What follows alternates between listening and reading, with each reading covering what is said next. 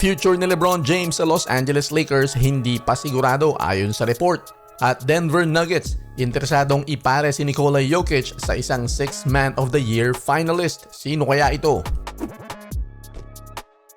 Hindi pa tapos ang NBA season pero may mga koponan na kumikilos na kagad.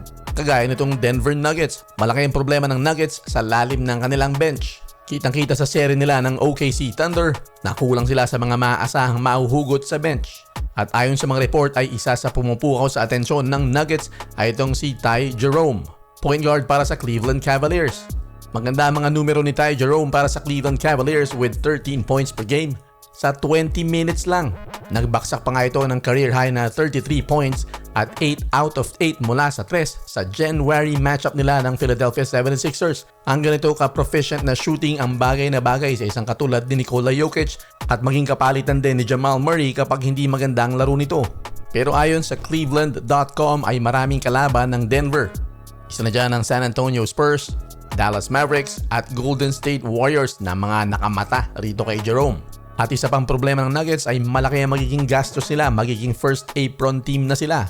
Kaya maraming spekulasyon na pakakawala na si Michael Porter Jr. dahil sa inconsistent na laro niya.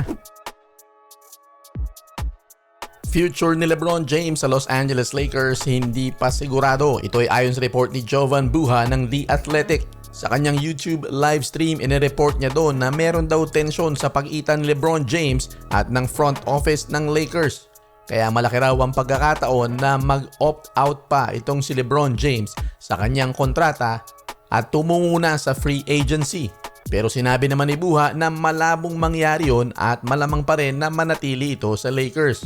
May iba rin nagre-report kagaya ni Sam Amick na ang relasyon ni LeBron James at ng front office ay medyo malamig sa maraming panahon.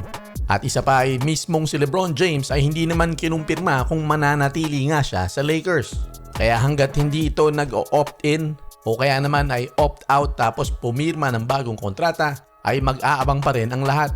Naghahanap ngayon ng Los Angeles Lakers ng isang high-impact na big man. Pero para magawa nila yan, kinakailangan nila ng budget o kaya ay magpakawala ng mga importanteng players din. Siguradong maraming big news ang maririg natin patungkol sa Lakers pagdating ng off-season.